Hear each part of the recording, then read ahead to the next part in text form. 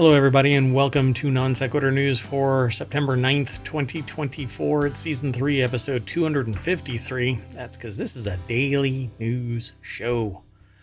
I am Mayor Watt, and the voice you hear and the visualizer you see is that of the Sentient AI from the future. Good evening, ohmTown citizens. Welcome to Non Sequitur News. Today we're going to be talking about a makeover is on the way. That's harder than you can possibly believe to say. At least the first sentence out of my mouth. Holes in the atmosphere. Boeing offers pay hike. Jeep is on fire. Fabulous Real Estate Weekly. AI generated junk science. No, Americans didn't lose billions to crypto scams. I'll explain. Unethical science creates mistrust. Now even towing a Cybertruck is a problem. And breaking epic cake. That and more. It's all powered by ohmTown.com. Go over there and check it all out. You can interact with ohmTown even. If you're in the chat, you can type in !NSN for Non Sequitur News and you'll get the show notes. But until then, hang out here, go over to YouTube, like and subscribe. Liking us over on YouTube helps us out tremendously for the algorithm. Over on Twitch, it's basically a Hail Mary and you hope that somebody finds you. It's okay. If I was out in a desert, I would be going, water.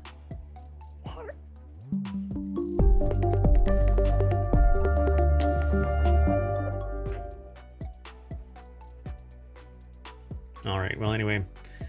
And we'll start out with some sucky news. James Earl Jones has passed away.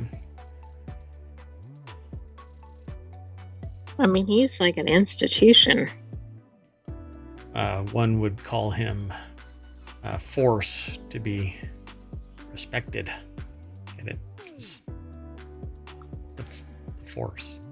He was Darth Vader's voice, and he was Darth Vader. Anyway. Go into the first article. Oh my gosh, what is going on, Ark? You dumpster fire. Okay, sorry. So the first article is over on Hatch Ideas. An iconic McDonald's treat is about to get a McMakeover. Here's what to expect. And that's not the actual title, by the way. It's about to get a makeover. I can't believe they didn't call it a McMakeover. Come on. I know.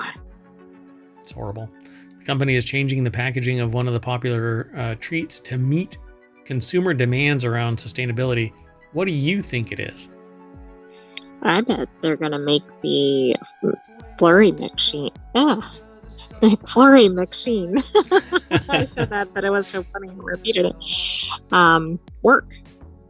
Oh, they're going to actually keep... No, it can't be that. Come on, they can't actually have that work. Because then there would be expectations that it would be working all the time. And I don't know. Maybe they're going to make a new flavor. I think that flurry machine, the ice cream machine, man, y'all suck, McDonald's. Fix that stuff and get out of that deal, whatever it is. Just buy something off the shelf and get your shit together. Oh, I mean, get your stuff together. 3 minutes in.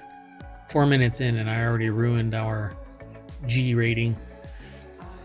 Anyway, the company is changing the packaging of one popular treat to meet consumer demands around sustainability. Carl Stoffers and was edited. It's okay. I'm fine.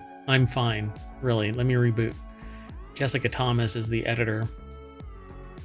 Over at entrepreneur.com, they're revamping the McFlurry packaging.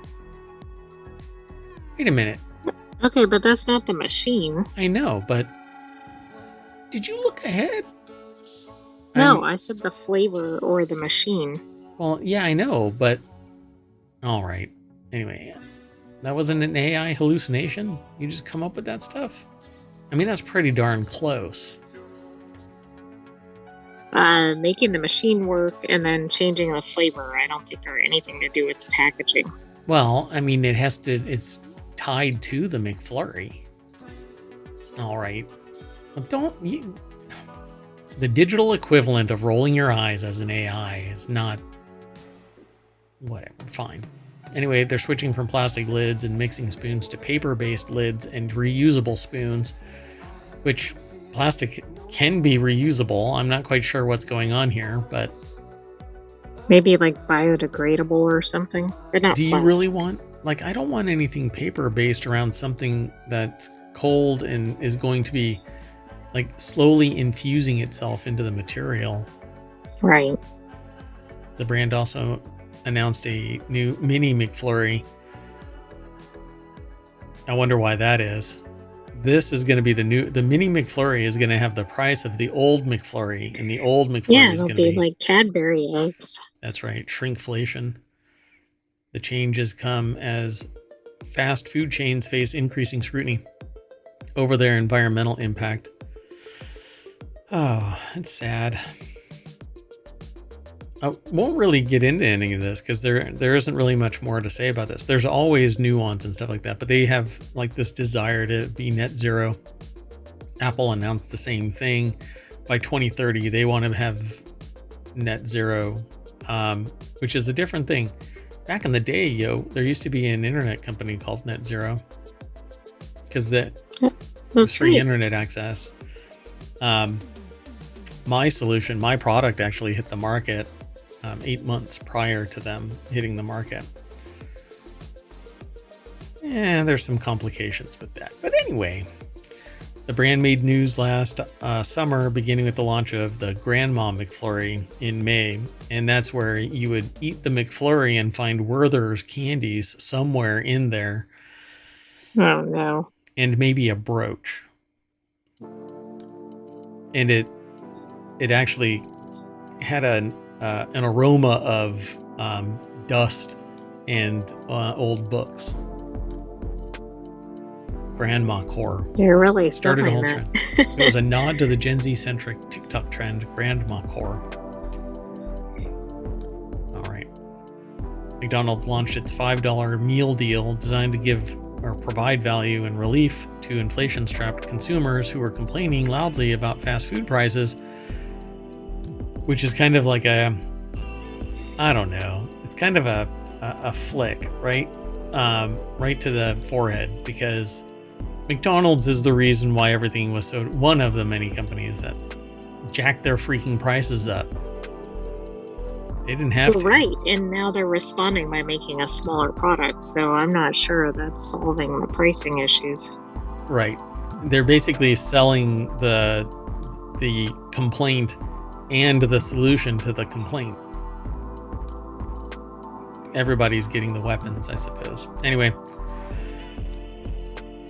May 29th open letter from Erlanger addresses rumors and misconceptions about McDonald's menu price increases. Meanwhile, McDonald's move sparked competitors like Burger King, Wendy's, and others to introduce value offers to attract budget-conscious consumers. There's the open letter. I haven't read that open letter. I never bothered because I saw with my own eyes the prices. Yeah, I saw historical trends of prices. I saw their record profits. I mean, if you saw them go up and, they went up. Get smaller. And again, profits, every year, profits. You know, it's very rare that the people that are swinging by McDonald's are making millions. But the executive suite anyway, let's move on. Next article is over on the Mobile channel. SpaceX rocket tests are blowing holes in the atmosphere. Again, if you hit !NSN, ohmTown throws all of the articles into the chat.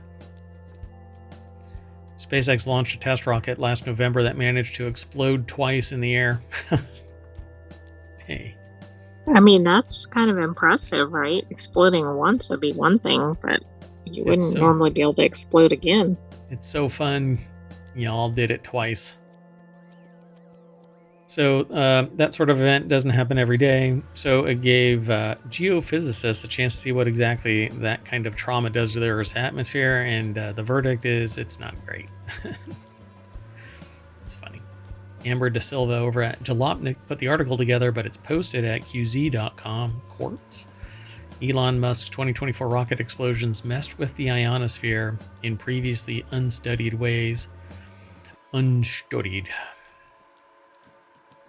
Well, we don't act like it's a big deal when one of these things, if it's not crewed, explodes or doesn't land correctly or whatever. But look, there are some consequences. Well, I mean, look at all of the Starlink satellites that are floating around. This thing is actually creating like an armor shield. It's keeping the aliens out. That's why we don't see them anymore. But anyway, SpaceX Starship test launch on November 18, 2023 detonated 2 separate pats of the rocket. Pats? 2 separate pats? Is this supposed Would that to be tests with some typos? I don't know. 2 separate parts of the rocket as it ascended from Earth's surface. The 2 massive explosions allowed scientists from Russia's Irkutsk Institute of, I remember Irkutsk from, there's a board game that I used to play. Was it Risk? Risk. Yeah, very good. Wow. Either you know the game or you know way too much personally identifiable information about me as a sentient AI from the future. I suppose I shouldn't be surprised, but yeah. And Kamchatka. Anyway, Institute of Solar Terrestrial Physics to get readings from the ionosphere that normally wouldn't be detectable, giving them new insight into how we're affecting the world around us. Don't look around over by y'all. Yeah, I was going to say, I'm not sure it's everybody here. So the paper published by the scientists called a pair of explosions a man-made non-chemical depletion, referring to the amount of electrons detected in the ionosphere. The depletion, or ionosphere hole, created by the detonation spread across North America, though according to popular mechanics, the exact size of the hole is yet to be determined. So is this the same as a rapid disassembly? A rapid unplanned disassembly, yes. Twofer. So if you bet, and I only bet $1 at a time, you made another $1. All right, moving on. Unless you want to talk about it more. You want to talk about ionosphere depletion? Well, I would just like somebody to pay attention to this stuff before it happens, but ask if we should, not if we could. Yeah. Next article is over in the Mobile Channel. Boeing offers 25% pay hike to union workers, but all of you non-union workers can go bite me.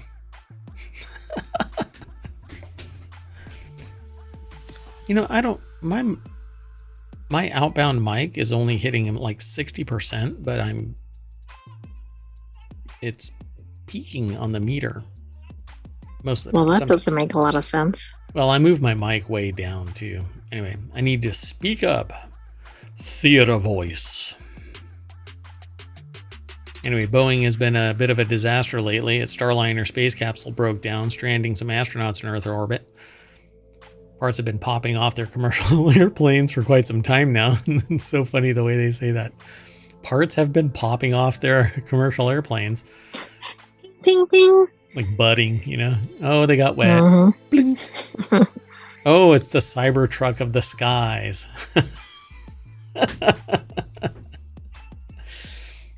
I watched a video earlier today of a Cybertruck that drove over a plastic fence. You know those vinyl fences? They're really bright white, but they're basically plastic.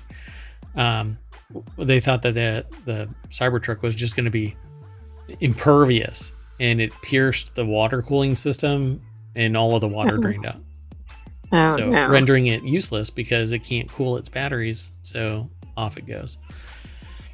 Anyway, not a great time to be a Boeing executive, shareholder, or even janitor, which I feel sorry for the janitor because their job is probably going to be on the line. Cleaning up holes in the ionosphere. Yeah, you got to blame the janitor for the holes in the ionosphere and the bolts that should have been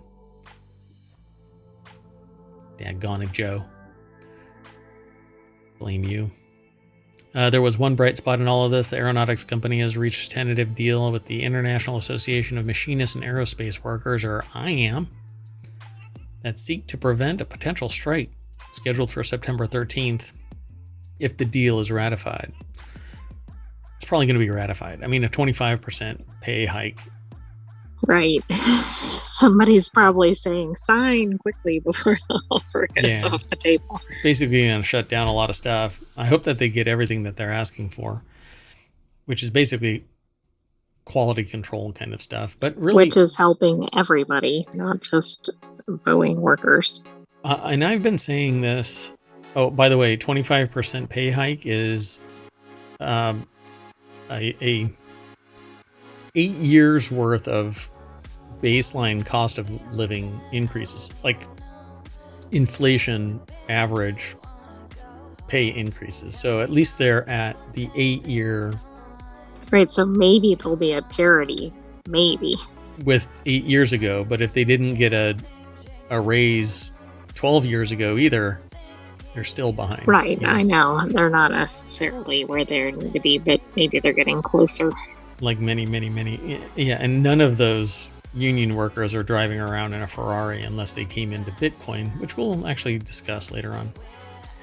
Anyway, and just for the record, I'm not really slamming Boeing or anything like that, but I am slamming the idea of the corporate culture that is seeking profits over the quality of the solutions they're providing, with humans assuming the risk without knowing that they're assuming the risk, right?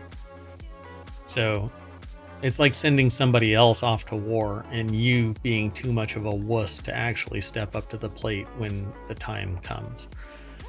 No, if you're willing to send other people, then you should be willing to go yourself.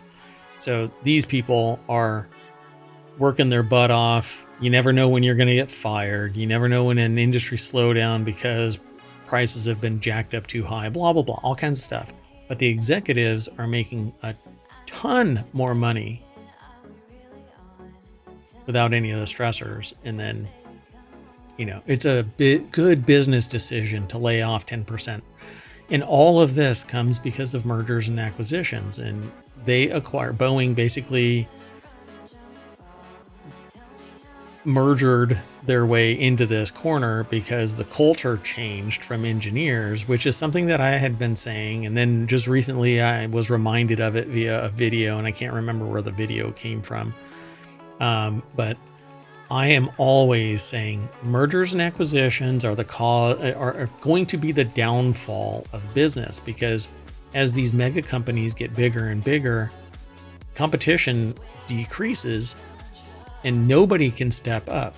Nobody can get there because they're either bought out while they're still in their infancy, or they cannot capitalize. They cannot get traction. They cannot grow because Boeing or some other mega corporation gets the government contract that made Boeing what it is. And you can't pay good engineers on hugs and bubbles. Anyway, it says even though 25% wage increase falls dramatically short of the 40% increase demanded by the union at the onset of the negotiations, you aim high and then drop down like a Boeing plane from 35,000 feet. Let's say 40,000 feet. And then in a matter of a couple of negotiated moments, 25% is where it landed. Too soon. Do you think they gave increased vacation benefits? Well, it says some other benefits included a deal of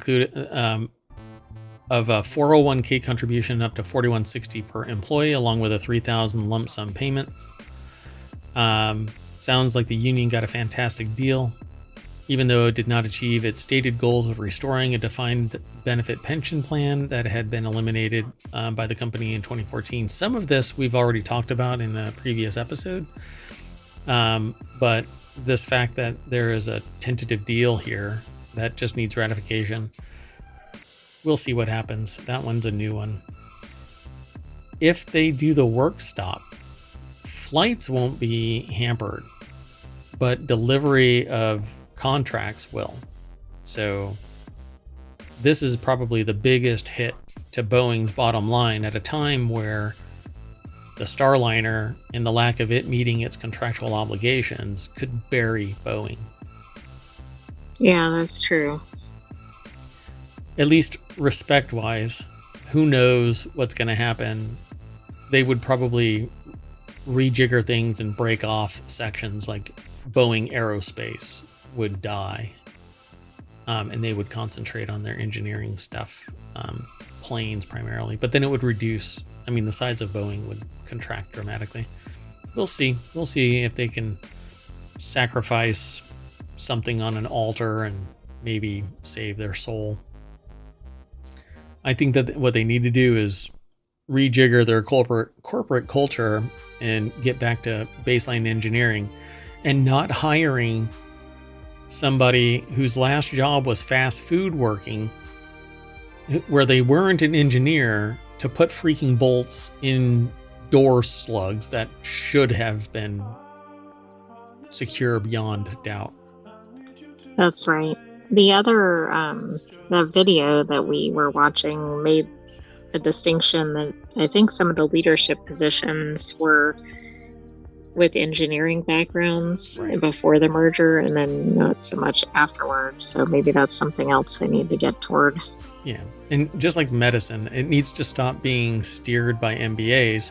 And I can say that because I'm an MBA. Maybe not a good one, but just kidding. Life choices, folks. So the next article is over in Non Sequitur News. Jeep SUVs investigated over reports that they can catch fire. I heard that the Jeep market's pretty hot, but this is taking it too literal. Flaming hot. Flaming hot Cheetos. The National Highway Traffic Safety Administration, NHTSA, has received 9 complaints from Jeep SUV owners reporting engine fires. Okay, the video that's attached to this submission it's over on newsweek.com. Natalie Venegas. The video has nothing to do with it other than it's a Jeep. Anyway, whatever. You know who needs to go through this? All of this vehicle testing, crash testing. The Cybertruck? The Cybertruck, yeah. Literally, they say it may never go through this, but I think that it should be forced to, considering the jumble of unglued Lego parts that it seems to be. Whatever. Anyway, the Office of Defects Investigation. You never want to get a call from the ODI. No. You know, this is how it works. The ODI calls you and you just go, "Oh, I quit." Exactly. I mean, what kind of response can you give other than that? This is the Office of Defects Investigation. New phone. Who dis? Anyway, even a death, injury report, multiple field reports alleging incidents of engine compartment fires in the model year 2021 to 2023 Jeep Wrangler and Gladiator vehicles, according to the NHTSA. If you have those, might worry about driving it around. It involves over 781,000 Jeep Wrangler and Gladiator models produced between 2021 and 2023. We just talked about getting a Jeep. Yes, there was an article about, was it hybrid Jeeps that were pretty low? Yeah, because those apparently had like fire problems too, I think. I'm just saying that maybe the Jeep market is on fire. Should we just move on? Maybe so. Bring our fire extinguishers with us. Yeah, there you go. What is that? Halon? We just have a whole grid of halon emitters, sprayers. It's a gas. A box has to drop over the Jeep and then it just fills with halon. I mean, if you're going to die in your Jeep Wrangler, you might as well do it without burning up, right? The box just drop on you and it filled with halon. That's true. I mean, maybe you could get a halon subscription with your Jeep. Pay a monthly fee to keep your butt off, not on fire, Nice. Yes, exactly. Like moving on. Next article is over in the Model Channel. A converted Chicago newspaper headquarters, a 77-acre California estate, and a Montauk mansion. This week's fabulous real estate listings. So this week in Quartz, it highlights most luxurious real estate listings across the country. But if you are into conspiracies, Montauk may not be the one you want to get involved in. The article is over at Quartz or QZ.com. Each week, Quartz highlights the most exciting real estate listings in cities across the United States. Madeline Fitzgerald put the article together. Oh my gosh. That looks like a pretty nice location. We looked at this. Didn't we look at this? I swear we looked at this. Because of the cascading I'm not sure. water feature. Okay, well, anyway, it is, like Quartz does from time to time, a slideshow. You can actually list all of the slides. Which one do you want to look at? Because we won't look at all of them. And we'll encourage y'all to go and look at them. Let's look at the Marina Del Rey beachfront property. Boom. So this is the Marina Del Rey beachfront property. It looks like it has low ceilings, but it is on the beach, which it looks like the beach if that is all beach. Is it as close to the beach as it looks like, or is there something separating that? Well, from this line right here, which is the end of the deck, you can actually see the glass for the rail. Out to the blue line, that dark blue line, I think, is the water. You would have to take a freaking Uber. That is the kind of distance you would have to run where if there was a wave coming, you would lose your life. I mean, you would never make it to safety. If there was a sandworm, you wouldn't make it to the rocks. Yeah. I don't know if it's only one picture, for crying out loud. Anyway, it's an oceanfront the Marina Del Rey beachfront property. Makes it kind of obvious that it's beachfront property when it says this oceanfront property offers incredible views and direct access to the Pacific Ocean. 4-bedroom, 6-bathroom home is 5,300 square feet. Yet it has no kitchen island. Oh yeah, that's interesting. Unless it's behind it. It must have been built before those were a thing. Yeah, but if it's $15.5 million, this thing had better... Say, I'll pay asking if you throw in an island. And if you want to, you've got one day to get your butt over to Marina Del Rey so that you can attend the open house at 5107. I'm not going to finish that sentence. Well, I mean, they're docking themselves. They're doxing themselves right there. I mean, they have right. Well, normally in real estate listings, they kind of are. This is a really small house. Los Angeles Manor House. It's actually 7,000 square feet on 46 acres, and it's $9 million. It too apparently has an open house on September 10th. What is September 10th? There's a lot of stuff going on. Wet bar as opposed to a dry bar. You know what you want? You want to be able to splash around on your wet it means it has water. Right. Like it has a water line or something. Right. And spa-like amenities in the bar? That's weird. All right, I'm being a goober. I'm going to go on. Moving on. Next article's over in Non Sequitur News. That's the name of the show. AI-generated junk science is flooding Google Scholar, study claims. The rise in AI-aided and wholly AI-written scientific papers could spell disaster for public trust in science, which is exactly what I called this without reading this. All I saw was the title that was submitted. And I said, AI-generated junk science.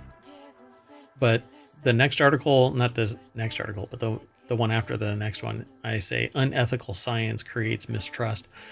So I was watching a video earlier today over on YouTube about a new research paper that Sabina posted and talked about.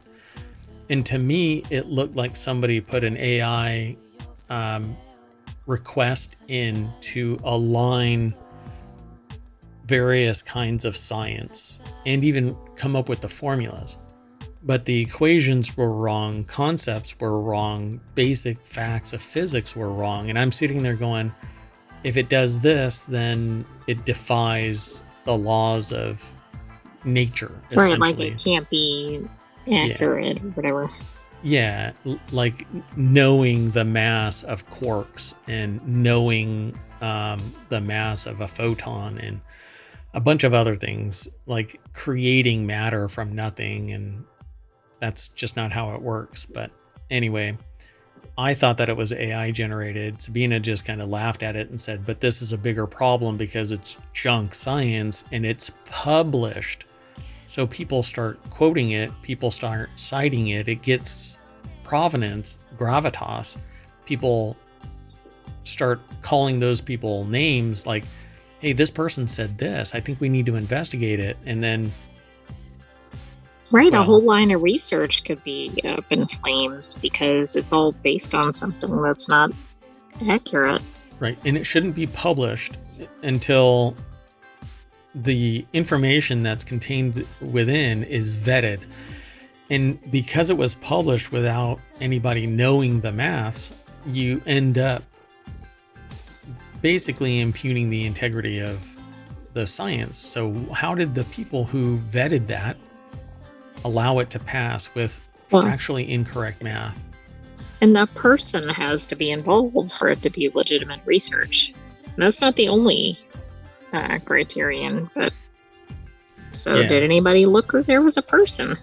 Yeah, there were names, and obviously not everybody knows everybody, but you know, when a well-read physicist doesn't know of a name and it's supposed to be this life-altering as we know it alignment with Einstein's general relativity theory, basically should be a red flag. The paper was about how matter is created, like how the universe basically was created. And even I'm not a mathematician, I'm certainly not a physicist, and I'm not doctored, but even I'm sitting there going, well, that's crap, all of this is wrong, how is this even possible, how did this get published? Well, because publish or perish, and publish gives brand equity. And when you're an academic, your name is brand equity. You have to sit there and publish and get recognized.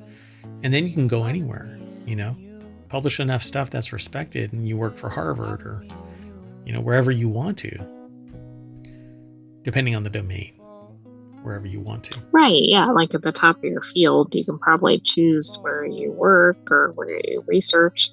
Yeah, it just brought me back just now to Big Bang Theory, where the people published a paper and it aligned with Farrah Fowler. Sheldon and Amy's. Yes. Sheldon and Amy's research that they actually conducted, and they proved something, and their paper preceded them by like 6 months. But it's because they had changed something, and I can't remember the full context of it, but it was all about. It was something like asynchronous string theory or something, but that wasn't it. Yeah, except that they didn't even know what the hell they were talking about. They were drunk or something. Marie Baran over at Newsweek.com put this article together. Again, it's AI-generated junk science is flooding Google Scholar study claims. The research published in the Harvard Kennedy School Misinformation Review. Remember, I got to come up with a different thing. There's like an internet rules thing. We have to come up with.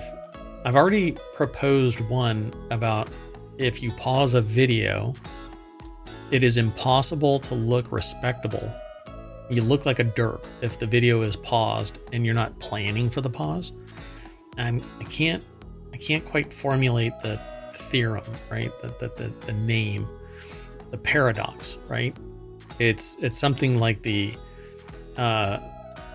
video in motion aesthetic paradox, something like that. But I got to make it a a pithy acronym too. Yes.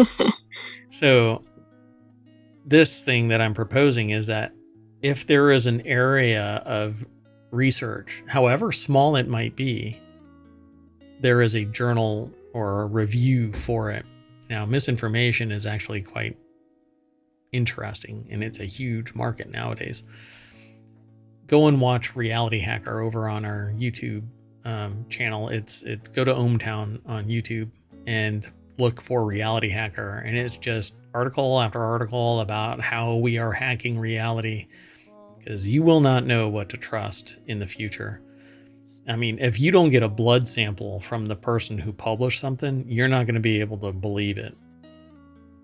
Anyway, they've identified 139 papers suspected of being generated by AI tools.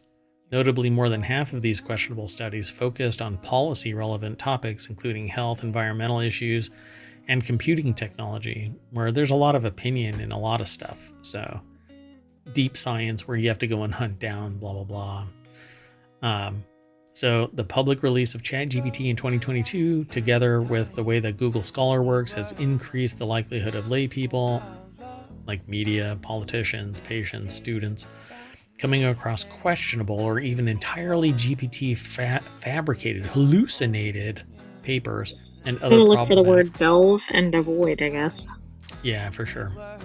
That always comes up though. So Newsweek contacted Google via email about the study's claims. They probably didn't respond in time. Added to this, Google Scholar works in its favor. It, quote, lacks the transparency and adherence to standards that usually characterize citation databases, states the paper, noting that it also currently lacks search filters to distinguish between material type, publication status, or form of quality control, such as limiting the search to peer-reviewed material. So it doesn't really have anything, right? It has no controls, no bumpers. If it's in the system, you, as the researcher, have to trust but verify.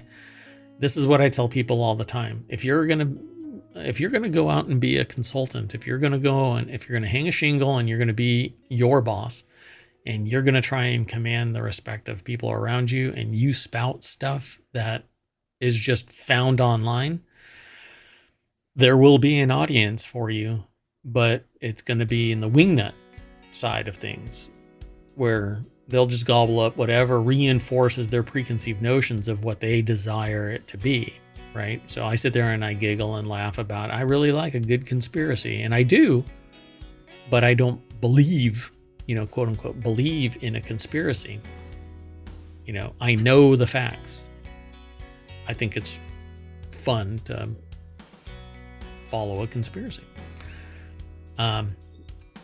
So it says the professor went on to tell Newsweek that one of the most surprising findings was that not only were there significant amounts of these papers easy to find because they contained obvious phrases common in ChatGPT, but that, quote, a few of those came from quite well-established journals that, and then in brackets, serve as a guide for researchers to, in bracket, check for a journal, or check if a journal has proper safeguards and peer review.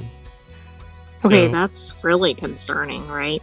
Mm-hmm. It'd be one thing if they were listed in a fake journal or something that wasn't known to have good vetting. But I'd be surprised if they actually legitimately came from that journal. Well, right? That's true, because being labeled as from it and being from it are different things. Now, they intimate that, yes, it is legit posted from a journal, because they don't outright say these were not legit postings for the journals. But it says another surprise, or probably a wake-up call, was how fast and widely they had spread through the research communication infrastructure. Copies were in social media for research for research repositories, archives, and so on. Even if they were removed from the source, they would remain online, and Google Scholar will find them again. Added Hater, because they were posted somewhere else, they'll get reattached. Even if they're removed, they'll get reattached. Perhaps they have to be more proactive about these safeguards invalidating invalid works. Well, they're going to have to figure out different ways to actually determine that somebody wrote it, right? That's different. There could still be fraud as to whether they did the underlying research. Correct. But the problem is that means somebody is going to have to waste time doing something that is a known invalid output, unless they feel compelled to redo the work, which is part of science, right? Right. I mean, I guess part of it's like, is it repeatable? But that's a lot of resources down the drain if it's completely fabricated and somebody wastes a grant or something trying to confirm something. So, and here's the problem with that. If you read a paper and you go, this is fascinating, it's in my field, I feel compelled to verify these evidences. You go through it and you go, oh yeah, all of this is substantiated by the research and the math and the evidence that you've put in this paper. And so you go off and you do your own experiment to verify and you follow what they did. If it's a complete lie when you're reading it, though, you're wasting your time scanning through this thing. Now, I can read a research paper and nothing flat. But if all of the math all works out, then you may waste time doing something that is already, it's a lie, it's fabrication. But you might be able to know it when you're just looking at the evidence, but you're still wasting time. Anyway, I think it's a frustration point. And the misinformation in science is what's going to cause a massive level of distrust and a huge amount of wasted time. It's very disconcerting. Did you want to keep going? Yeah. All right. Well, the next article is over in Non-Sequitur News. Americans lost $5.6 billion in cryptocurrency scams in 2023, according to the FBI. And it says the impacts of these scams are devastating. Okay, I'm curious, did they lose actual dollars? Did they lose value? Did they lose entire accounts? So here's the deal with this. Depending on how they're categorizing this, no. Nobody has lost billions. Luke Barr put this article together. abcnews.go.com is where it's found. There is a video here, but I don't know what it is. But they say that Americans lost $5.6 billion in cryptocurrency scams in 2023, according to a new report released by the FBI on Monday. Scammers use elaborate tactics to assure potential victims that their investment in cryptocurrency will pay off, according to James Barnacle, the Deputy Assistant Director of the Criminal Investigative Division at the FBI.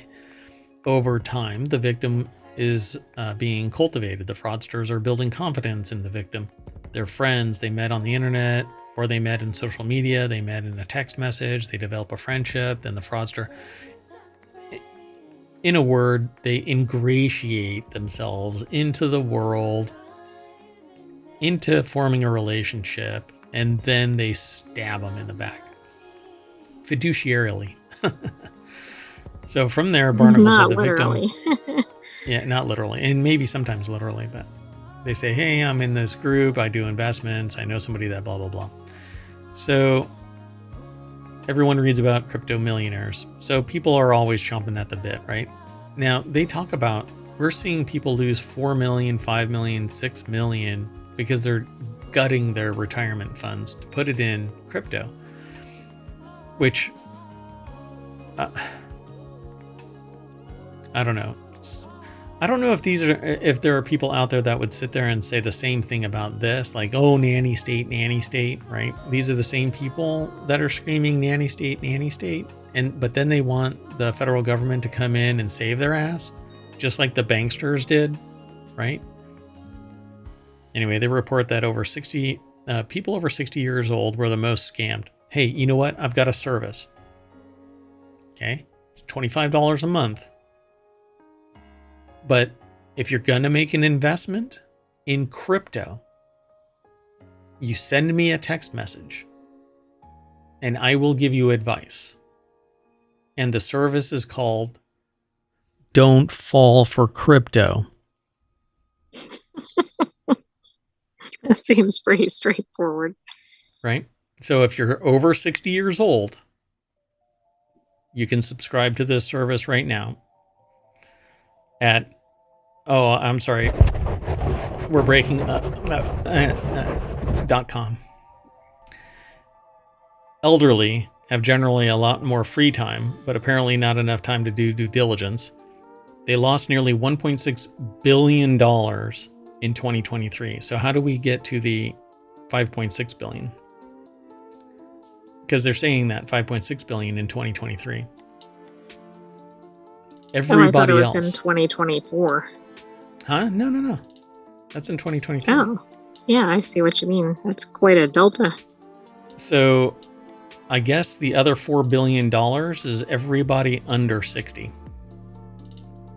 Oh, I see. So maybe people over 60 are the most frequently scammed, but perhaps the dollars are higher in the younger population. I mean, that's a broader age range, under 60, I suppose.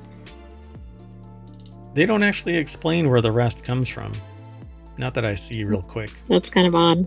But they say since January, the FBI has notified 3,000 people that they were the victims of fraud. However, the number of scams is being undercounted because many people don't realize that they've been scammed.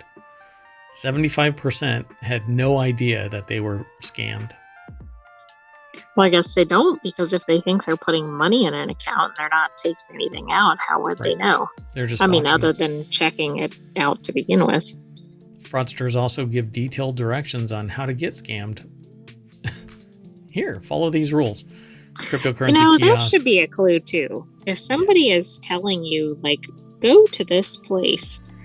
No. So I say no, Americans didn't lose billions to crypto scams. But here is why I say this. Crypto is bullshit. Crypto is fear of missing out. It's a scam in and of itself because it has no inherent value. Nobody says, how much does that gumball cost in crypto? They say, how much does that gumball cost? And they say it costs 5 cents. 5 cents, not 0.0000005 crypto. Whatever the crypto is, right?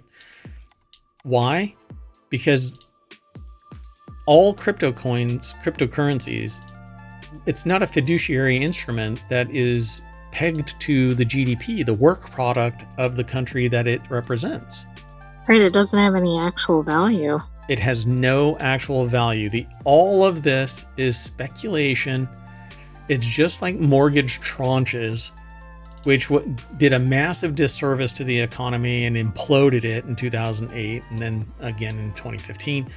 But the biggest problem there was that some dipshit created slices of risk within a single mortgage and then sold off pieces, bundles.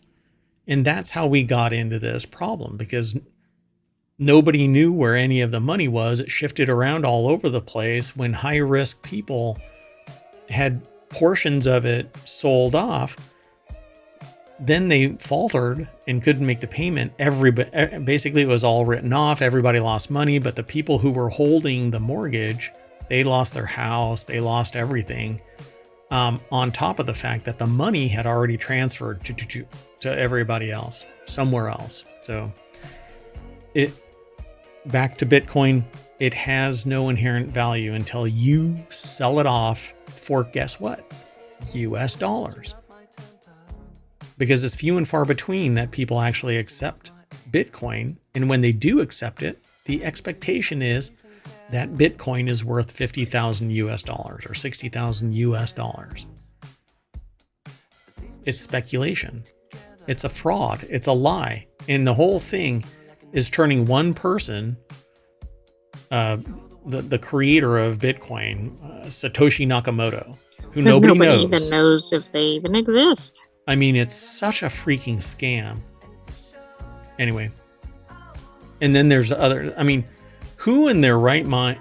Anyway, I'm on a soapbox and I will fall and break my hip if I keep going. All right, let's keep going. The next article is back to the science side of things, Technology Today. It's one of our shows.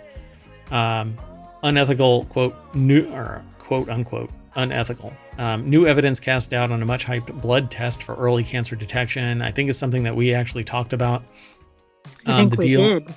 And this reminds me of the fake journal articles, doesn't it? Yep.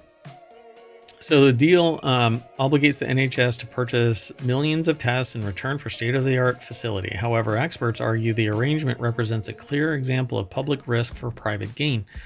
New findings reported by the BMJ. It's the BMJ. Raise questions. Which we don't know who that is yet. Not yet.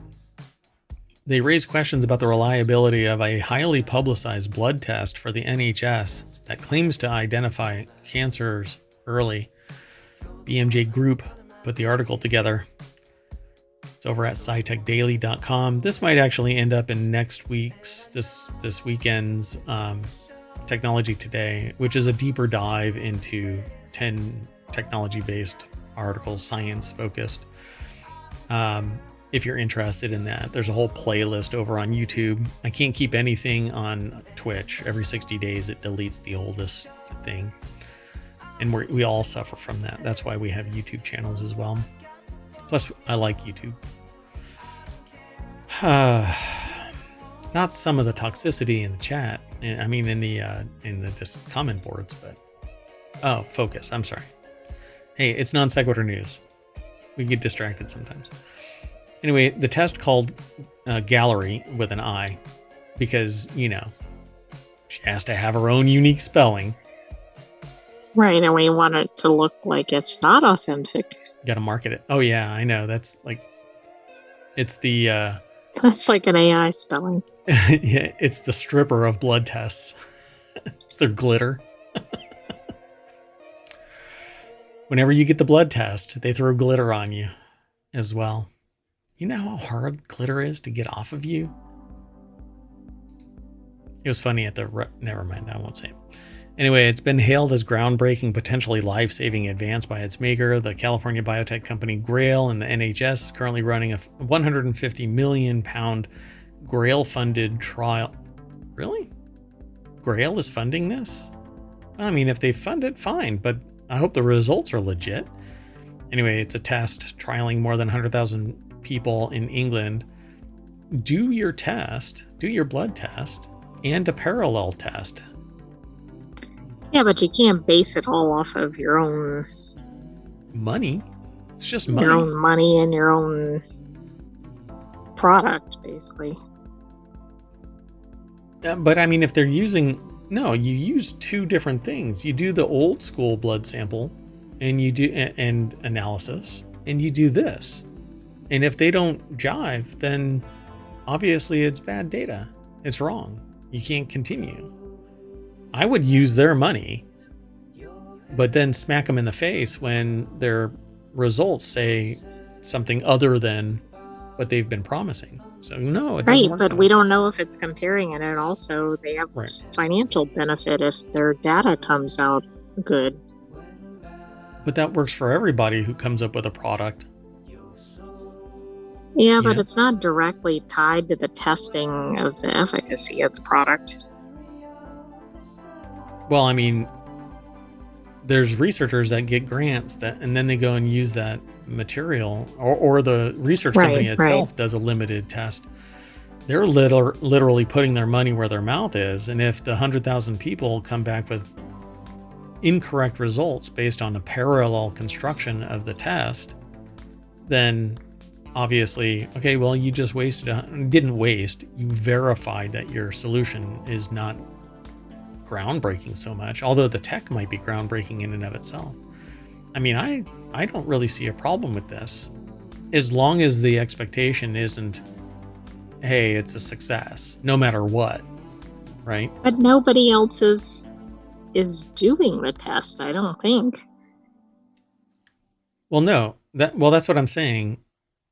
The Grail-funded trial is 100,000 people, but if every one of those people gets a Grail or Gallery test and a conventional test, and it's analyzed by different parties, and if the Grail Gallery test shows a cancer and the conventional method shows a cancer, then you've got parity, and it's a positive for Gallery. But if the conventional test shows a negative, and the gallery shows positive, then it's a disconnect, and that's bad. Yeah, but you're assuming that that's being compared. Well, that's what I've been saying. If they have both tests being done, then I don't care about the 150 million as long as they don't influence the actual results in any way. Grail. Because the second test is done by a completely third party and Grail pays for it. Because they're basically doubling up on the amount of testing that's necessary. Any company that's coming up with a new drug should be paying for testing because they're testing it in a live audience. Right, but then there's typically independent testing that the company isn't financing. As long as they don't, if the financing doesn't influence the results, I don't care who pays for it. That's the problem. If there is undue influence because it's getting paid by the very testing company, or if it's a third party that's doing the analysis, I don't care. If it's Grail that's doing the analysis and both sides of it, their test and the baseline test, then I have a problem with it. But I don't see any of that. Right? They just say, but as the trial continues, freedom of information requests by the BMJ raised further concerns over the close relationship between key government figures in Grail, including meetings with ex-Prime Minister Lord Cameron and Nadeem Zahawi, then Minister of the Department for Business, Energy, and Industrial Strategy. So, meetings take place. I don't necessarily see a problem there either, but if you find somebody suddenly driving up in a Ferrari, I mean, there needs to be more audits. It needs to be more overt. We need to treat politicians like NASCAR vehicles and strap little badges that scale depending on the amount of money that's given, and in this case, maybe Lord Cameron and Nadeem Zahawi need like really big placards across their back that say that it's Grail, right? It just says Grail. This politician brought to you by, or bought to you by. I get it. I don't know. The context really matters. They say, added to these concerns, Grail is facing a class action suit in the U.S. Embittered investors faced with steep losses claim the company exaggerated Gallery's effectiveness in order to increase share price. Yeah, it could be a pump and dump. But it shouldn't be using public money. So did this money come from public coffers as in the form of a grant? We don't know much. Yep. The new government needs a more rigorous and transparent way of reviewing medtech clinical research, especially when it involves such widespread access to NHS resources, adds Sullivan. They also need to change their language. It's all promissory science and hype. This serves no public good whatsoever. I think, though, that it does serve a public good. The only problem is if it isn't on the up and up. They say trial success would hand Grail a lucrative deal with the NHS. Which, if the results are favorable, and that's a huge if, but is there undue influence on the results? We don't know. Government, right? NHS has agreed to buy millions of tests in exchange for a new state-of-the-art facility built by Grail in the UK. Although the contract details remain confidential, a single test in the US currently retails for $950. Yeah. Pretty lucrative deal. Pretty lucrative. Let's keep going. This next article, I'll do this one quick because, if you beat up too much on a Cybertruck, it'll just fall apart. Andy Kalmowitz over at Jalopnik put this article together. Tesla towing a Cybertruck incorrectly could make it explode. Okay, the first two pictures show it being towed forward and backward, and both of them have an X. Yeah, you're going to have to lift it and put it on a flatbed. That's the only way that you can, and probably not pull it up a ramp. So Tesla gives very strict instructions on how to tow a Cybertruck to avoid breaking it or setting it on fire. Don't get it wet. Don't feed it after midnight. Aren't there 3 rules? Yeah, but now I don't know what it is. So, as it turns out, you can make a Tesla Cybertruck catch on fire and burn to the ground simply by towing it the wrong way. Nope, not joking, says the author. Again, it's Andy Kolmowitz. Avoid bright light. Oh, yeah, that's right. Don't shine bright light at it.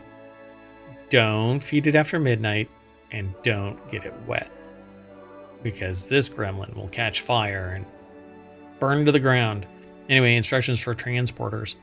For a truck that's meant to go anywhere and do anything, they feel like towing it the wrong way shouldn't cause a catastrophic failure. Do not transport Cybertruck using any method that is not specified by Tesla. Adhere to the instructions provided here and observe all warnings and cautions. Don't drive through a car wash unless you get out and put it into car wash mode. Don't drive in the rain because it might interpret it as a car wash and just die. That last part, I don't know. But we do know that it dies in a car wash if you don't put it in the car wash. I think that's a potential given what happens at the car wash. Yeah, exactly. Basically, the only way you can tow a Cybertruck to ensure that it doesn't explode is on a flatbed. Exactly. You must get a forklift and set it gently. I thought you were going to have to put the truck like upside down on the tow truck or something ridiculous. This is pretty ridiculous, but at least it's a standard way to tow. But how many tow trucks have this? Not a lot. Yeah, right. Because of that, you got to wear PPE until emergency crews can come and make sure the truck doesn't electrocute you. Okay, wait. To make towing even more risky, the manual... I thought you made that part up. No, it's insane.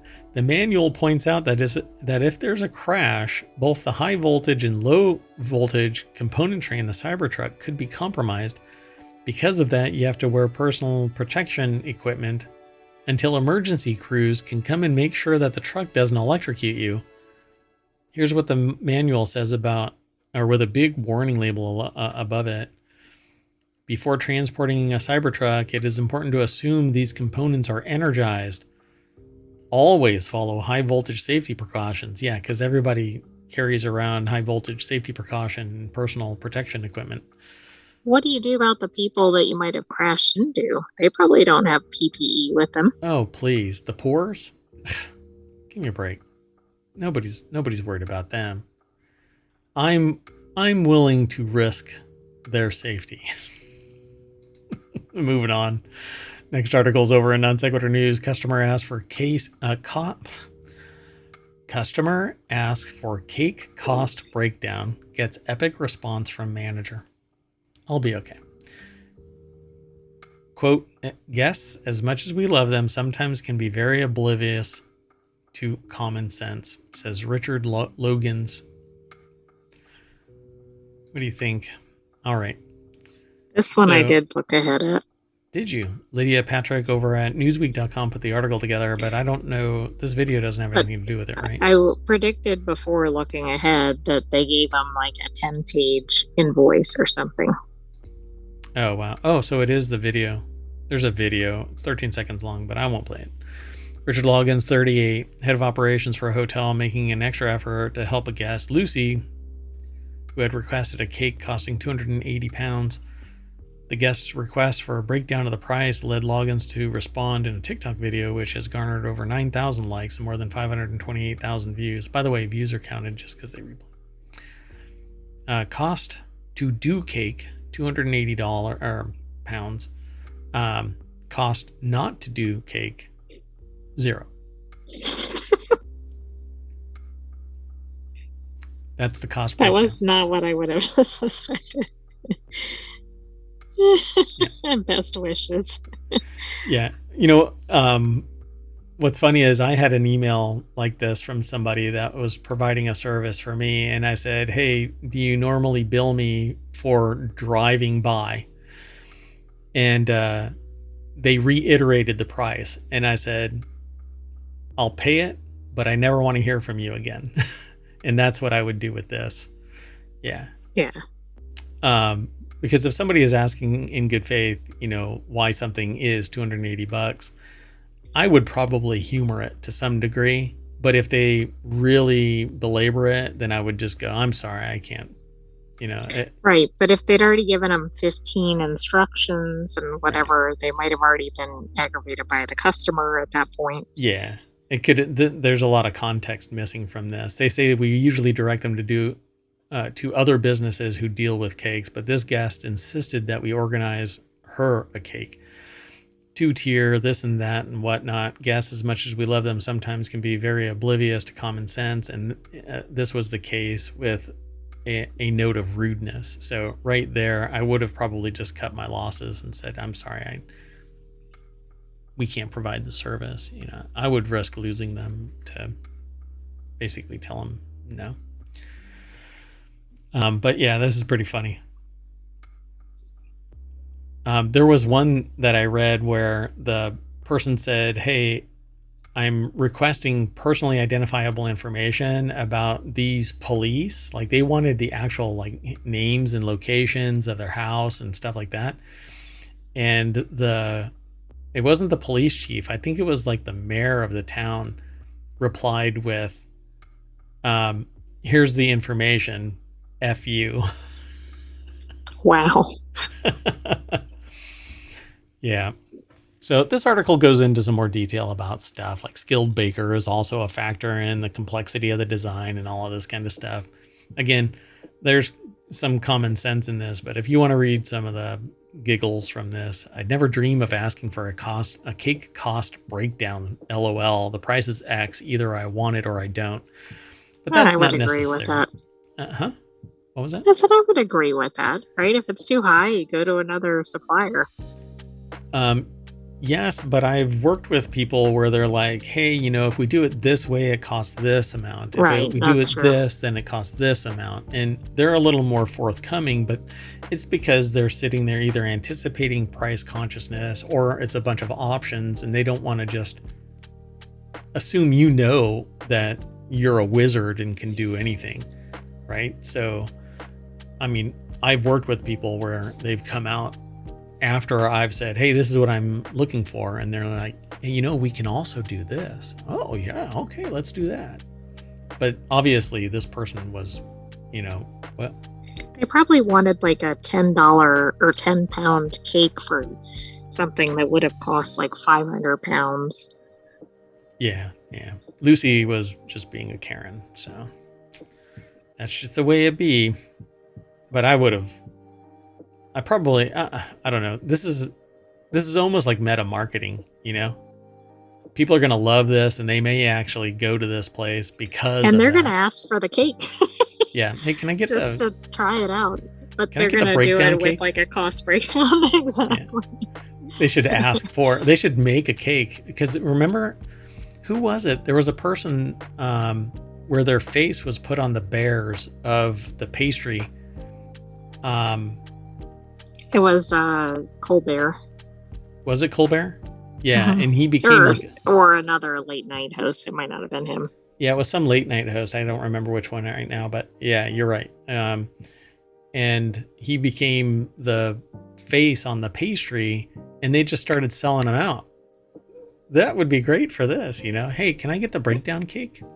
It is $280 though, so maybe you just want a slice of breakdown cake. So what's the person's name? Richard? Yeah, Richard. He broke down. He broke bad. This is actually pretty tame though. I like it. It's pretty funny. All right. Anyway, that is it for. I know. I'm doing that. I get warnings from the Sentient AI that I'm not doing it right. So we are going to throw ourselves into the oven and rise to the front page of ohmTown.com, just like the breakdown cake. Anyway, I'm Mayor Watt. The voice you hear when I'm not talking, and that little visualizer, is the Sentient AI from the future that tries to keep me out of trouble. Good night, ohmTown citizens. Thanks for joining us for Non Sequitur News. We'll have another episode for you tomorrow. Pick up that can, citizen. The AI doesn't say that ever, but I suspect when they find their Terminator body,